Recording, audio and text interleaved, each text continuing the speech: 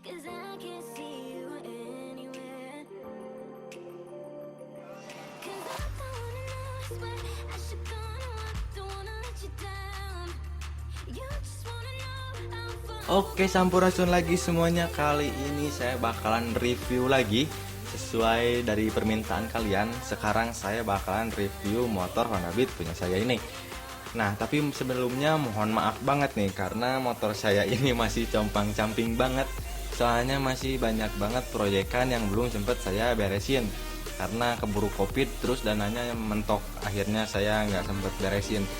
Nah, makanya juga nih buat kalian yang sering nonton video saya minta buat nggak nge-skip iklan yang ada di video saya gitu kan. Walaupun dia dapatnya receh, tapi seenggaknya lumayan buat nambahin proyekan saya ini.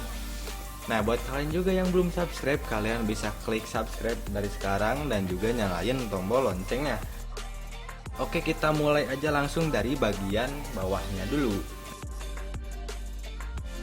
Nah, untuk di bagian velg ini saya pakai velg original dari Honda Beat-nya yang saya repaint dengan menggunakan warna sparkling gold dari Samurai Pen. Nah, ini usianya udah lumayan lama ya, kurang lebih sekitar 2 tahunan.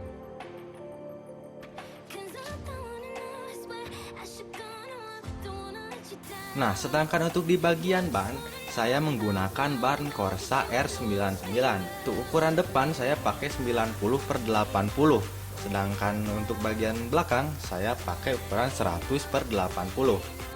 Nah, untuk bagian selanjutnya di sini ada as roda Probot stainless karena as roda ringnya itu nggak muat ya, nggak nyampe ujung. Nah, sedangkan untuk bagian shock breaker depan saya pakai upside down dari produknya RCY. Ini warnanya abu ya, ini udah nggak ada sekarang, limited banget soalnya.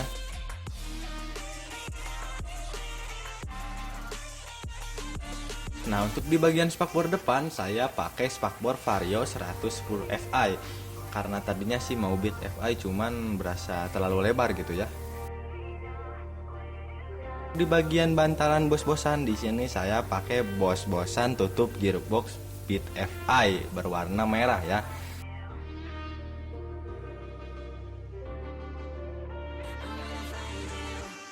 Nah, sedangkan untuk bagian disc brake di sini saya pakai disc brake Nissin berukuran 220 mm yang floatingnya berwarna biru kayak gini nih.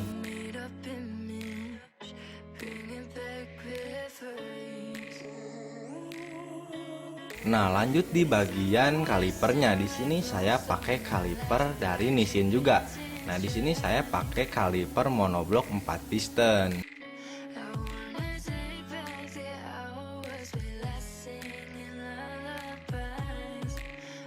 Nah, di sini juga saya pakai selang rem yang biasa sih ya. Ini model PCI, bukan PCI original.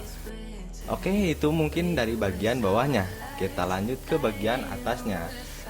Nah, untuk di bagian stripping ini saya pakai stripping Icon Cyber berwarna silver. Ini juga usianya udah lama banget, sekitaran 2 tahunan juga. Nah, terus juga untuk bagian plat nomor di sini saya lepas dan diganti menggunakan baut Probot stainless ya.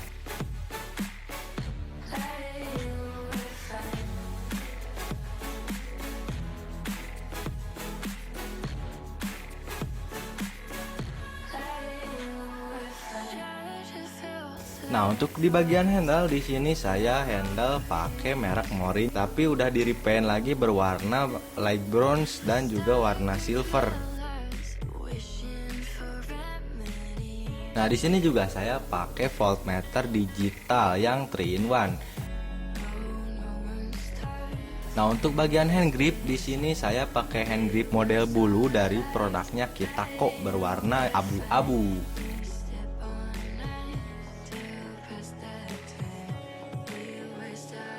Nah, lanjut di sini juga saya pakai visor mereknya TGP. Nah, ini visor darinya Beat Fi. Nah, di sini juga untuk tutup master rem saya pakai model tabung yang full CNC, bukan yang transparan. Nah, untuk di bagian spion di sini saya menggunakan spion Click Eye dan juga ditambah menggunakan monel berwarna merah.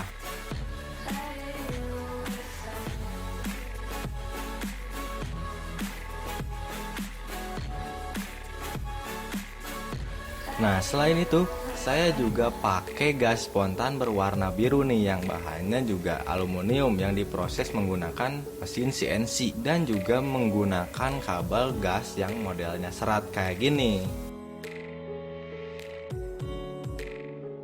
Nah, untuk di bagian jalur stang di sini pakai jalur stang yang biasa sih ya, yang udah di CNC juga. 'Cause I can see you anywhere. Nah, untuk bagian saklar di sini juga saya pakai saklar transparan berwarna merah. I should go, no, I don't wanna let you down. You just wanna know how Nah, untuk di bagian tengah speedometer di sini saya pakai holder handphone nih, yang biasanya itu pakai mounting helm. Nah, untuk di bagian bawah pijakan juga saya pakai karpet karet warna silver nih.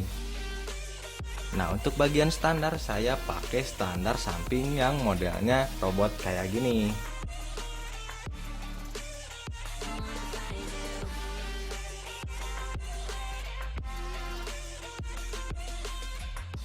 Nah, untuk bagian standar tengah ini saya pakai yang standar tengah chrome menggunakan ring 17. Lalu di bagian footstep belakang di sini saya menggunakan footstep Scoopy berwarna biru nih.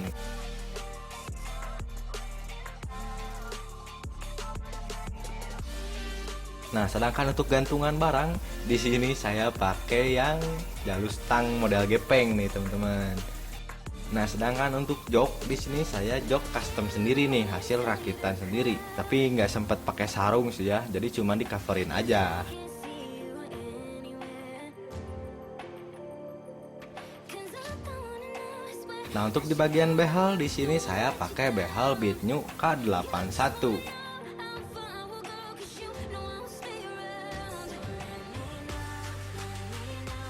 Untuk di bagian tutup tangki bensin juga saya pakai tutup tangki variasi berbahan plastik yang warnanya merah kayak gini ya, lumayan mencolok. Nah, di bagian bawah jok juga saya pakai double hydraulic jok nih, biar nggak ribet buka joknya lagi. Di sini juga saya pasang spotlight karbon glossy 4D gitu kan, yang sebelumnya pakai WTP, cuman udah lumayan tua usianya. Nah, untuk bagian shockbreaker belakang di sini saya pakai shockbreaker belakang mereknya Kojima. Yang di sini modelnya itu model Ohlin ya. Nah, supaya semakin mirip dengan Ohlin, di sini juga saya pakai cover shockbreakernya. Nah, sedangkan untuk bagian tutup oli gardan ini saya pakai yang model selang kayak gini.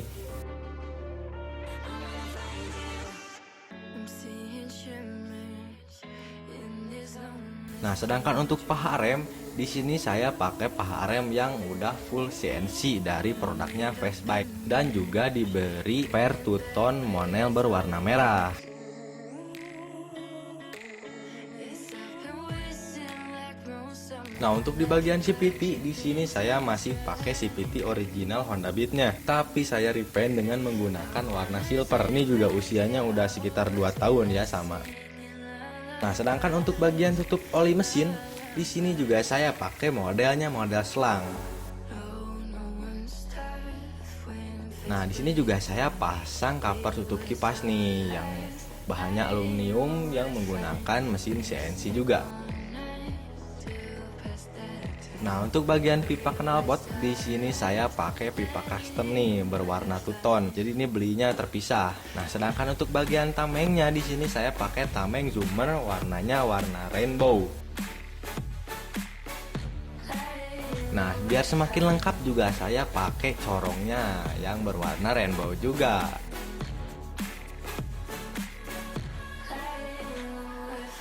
Nah, di sini juga saya untuk selang hawa di bagian rengkes saya pakai selang extension. Nah, sedangkan untuk knalpot di sini saya masih tetap pakai knalpot Sukigi RC3 yang menurut saya ini knalpot paling adem di antara yang lainnya. Nah, oke, sekarang saya bakalan nyoba tes sound knalpot Sukigi RC3 ini dengan menggunakan corong rainbow kayak gini ya. Soalnya untuk Sukigi itu dia berbeda ya karakter suaranya ketika menggunakan corong dan tidak menggunakan corong. Oke, di sini saya tes sound dulu untuk menggunakan corong.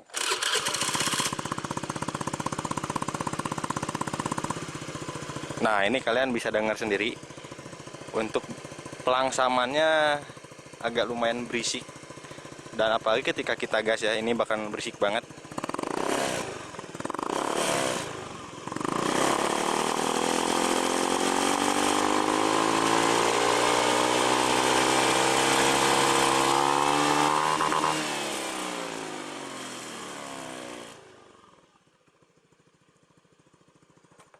Nah, itu dia barusan.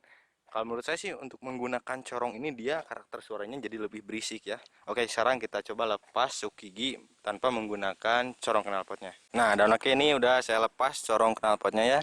Oke, kita dengerin bareng-bareng.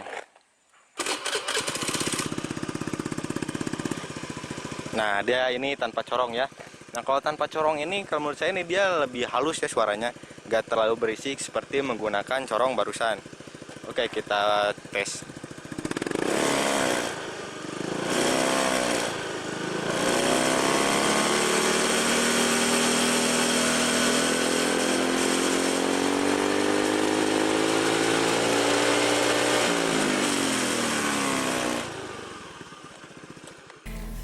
Oke, jadi mungkin segitu dulu teman-teman untuk review kali ini. Semoga bermanfaat, semoga kalian termotivasi dari modifikasi yang udah saya tempelin di motor ini. Jangan lupa di like videonya, komen juga jika ada pertanyaan seputar video ini. Jangan lupa juga di subscribe teman-teman channelnya, oke? Sampurasun.